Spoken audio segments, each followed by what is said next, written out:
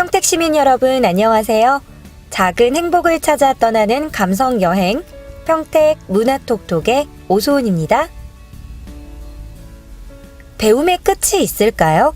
한국인의 평균 수명은 81세라고 해요. 인생 100세 시대가 눈앞에 다가온 거죠. 수명이 연장되는 이유에는 의학의 발전과 명예퇴직 등으로 전원 생활을 준비하는 도시민들이 늘어나면서 제2의 삶을 이어가고 있기 때문인데요. 최근에는 평생 교육의 일환으로 노년층의 사회 적응을 돕고 노후 생활의 안정을 보장하기 위해 각종 교육을 실시하는 단체나 기관이 늘어나고 있다고 해요. 미디어 역시 시니어를 위한 정보와 활동을 지원하고 있고요. 우리 시에서도 제3회 평생학습센터 수료식이 지난 19일 시청 대회의실에서 열렸는데요. 평생학습센터 교육생을 비롯한 많은 평생학습 관계자들이 참석해서 수료생 404명에 대한 수료증 수여와 사진 촬영이 진행됐습니다. 지난 8월부터 12월까지 진행한 평생학습 프로그램은 총 9개 과정의 14개 반으로 구성해 왔는데요. 평생학습 과정을 통해서 각 분야의 전문가로 거듭나게 된 것을 진심으로 축하드리고요. 앞으로도 우리 시가 삶의 질을 높이는 평생학습 도시로 거듭나길 기대해 볼게요. 우리의 새치어는 정말 무서운 칼을 숨기고 있다 하잖아요. 그만큼 말이라는 건 정말 작지만 큰 힘을 가진 녀석인데요. 한마디 한마디를 내뱉을 때 항상 준비하고 생각해서 입 밖으로 내뱉는다면 그 말이야말로 진정성을 가진 말이 아닐까 생각해 봅니다. 올해는 감정적으로, 즉흥적으로 말하기보다는 머리로, 가슴으로 한 템포 쉬고 생각해서 말하는 사람이 되어야겠어요. 2015년 새해에 읽어드릴 책은요. 소리치지 않아도 세상이 나를 돌아보게 하는 힘, 백지연 앵커의 뜨거운 침묵입니다. 커뮤니케이션에서 중요한 것은 말 잘하기가 아니라 내공을 쌓을 때까지 기다릴 줄 아는 침묵이라는데요. 그 첫 번째 이야기 시작할게요. 어떤 상황에서도 나를 온전히 지키는 법. 변하는 것에 의지하지 마라. 세상에 어떤 책도 어느 선배도 가르쳐 주지 않았지만 살면서 스스로 터득하는 것이 가장 확실할 때가 있다. 내가 살면서 경험으로 터득한 나를 지키는 가장 확실한 방법이 하나 있다. 변하는 것에 의지하지 마라. 무엇이 변하는 일인가? 내가 하는 일이나 내 사회적 위치, 외모와 건강은 변할 수 있다. 나이가 들면서 나타나는 성숙이나 외고집 같은 것도 변하는 것이다. 멀쩡하던 내 회사도 어느 순간 부도 위기로 사라져버릴 수 있다. 나뿐만 아니라 세상의 모든 것은 다 변한다. 생각해보라. 나 외에 세상의 모든 것은 그 주도권이나 결정권이 전혀 나에게 있지 않다.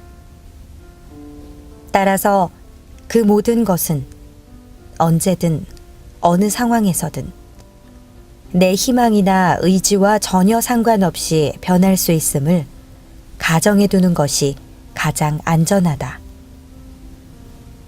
내 주변 사람들은 변하는 것에 가장 흔한 예다. 나를 절대 배신하지 않을 부모도 마찬가지다.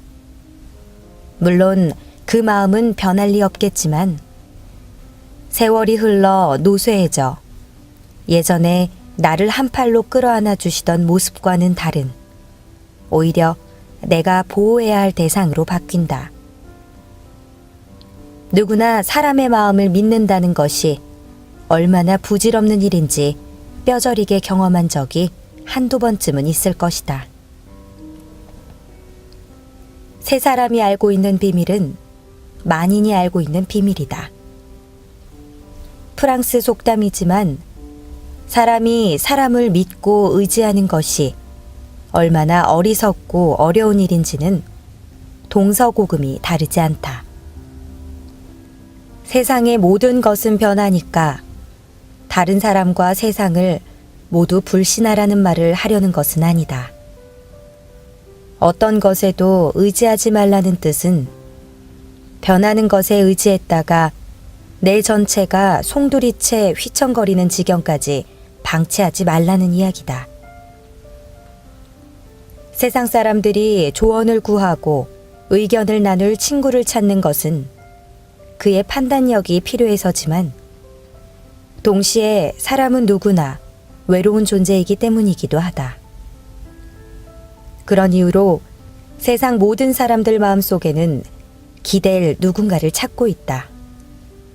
그것이 사람일 수도 있고 다른 어떤 것일 수도 있다. 그러나 철석같이 믿고 의지했던 그 대상이 변하게 되면 어떻게 될까?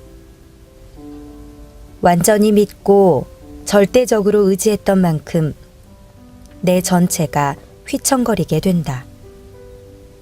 그러므로 기대지 않고 기대하지 않는 것이 바로 나를 지키는 일이다. 사람인 자가 사람이 서로 의지에 기대어 있는 상형 문자이듯 사람은 서로 기대어 살아가는 것이 옳다.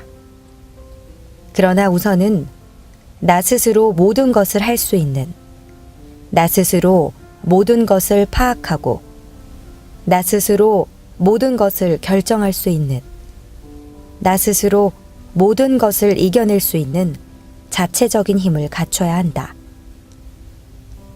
다른 사람이나 다른 어떤 것에 의지함은 그 다음 대안으로 두는 것이 좋다. 그것이 나를 어떤 상황에서도 온전히 지킬 수 있는 유일한 방법이다. 이 글귀를 보면서 이런 생각을 해봐요. 스스로에게 의사결정권이 있음을, 그리고 스스로를 지키는 방법은 다른 사람에게 있는 것이 아니라 스스로에게 있다는 것을 깨닫게 되었죠. 누구든 현재만 패배자고 현재만 승리자다. 다시는 자만하지 않겠다. 2009년 극장가를 뒤흔들었던 영화 해운대를 만든 윤재균 감독은 1000만 관객을 돌파하던 날 백지연의 피플 인사이드와 가진 인터뷰에서 눈물을 흘렸다. 뚝심 좋게, 인품 넉넉하게 생긴 그가 인터뷰 내내 주체하지 못하고 흘린 눈물은 패배를 경험했던 사람이 승리자가 된 뒤 흘리는 눈물이었다. 영화 몇 편의 성공과 뒤이은 몇 편의 실패를 경험한 뒤 그를 후려쳤던 것은 빚더미나 영화 실패 자체가 아니라 사정없이 쏟아지는 비난과 악성 댓글이었다. 너 같은 쓰레기는 한국 영화를 위해 사라져라. 이런 악담을 들으며 그는 다 포기하고 싶었다고 고백했다. 그 순간 그는 실패를 기록하며 무너져버린 패배자였을 것이다. 만약 그가 그때 넘어졌다면 몇 년 뒤 1000만 관객이라는 신화를 기록하는 일은 일어나지 않았을 것이다. 하지만 한순간에 패배자가 된 그를 추슬러 일어나게 한 것은 바로 그 자신이었다. 이렇게 끝낼 수는 없다. 모두가 그의 영화감독 인생이 끝난 것처럼 외면했지만 그는 음지에서 시나리오를 쓰고 배우들을 찾아가 설득했다. 자동차가 파도에 휩쓸려가는 한 장면을 위해 해운대 백사장의 모래를 퍼나르기도 했고 물거품을 컴퓨터 그래픽으로 만들기 위해 밤낮으로 국내외를 넘나들며 일했다. 시련과 눈물로 만들어낸 영화가 세상에 나왔을 때 너무도 냄비 같은 경박하기 짝이 없는 세상은 내가 언제 뭐라 했냐는 듯 갑자기 그를 한국 영화의 기둥이라며 다시 치켜 세우기 시작했다. 윤 감독은 자신이 지난날 실패했던 이유는 첫 작품을 성공한 뒤 가졌던 오만 때문이었다고 고백했다. 몇 작품 성공했다고 나는 되는 감독이다 라고 자만했던 것이 자신을 패배자로 떨어지게 만든 원인이었음을 그는 해운대 1000만 관객 돌파의 신화를 쓰고도 다시는 자만하지 않겠다 라고 다짐했다. 만약 그가 패배자로 떨어진 나락에서 일어서지 않았다면 어떻게 됐을까? 아무도 그를 쳐다보지 않고 버려졌을 때, 버려진 그늘에서 그가 다시 이를 악물고 준비하지 않았다면 윤 감독은 그저 사라져버린 패배자로만 기억되었을 것이다. 아니, 아주 잊혀졌을지도 모른다. 그가 다시 돌아온 승리자의 자리에서 세상의 스포트라이트에 기뻐하며 나는 역시 되는 감독이다 라고 다시 자만한다면 그가 고백했듯이 그에게 또 어떤 그늘이 덮쳐올지 모를 일이다. 세상에 영원한 패배자가 있을까? 단연코 없다.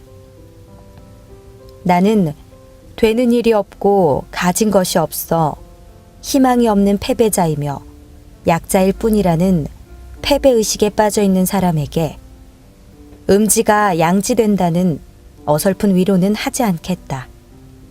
다만 이렇게 말하고 싶다.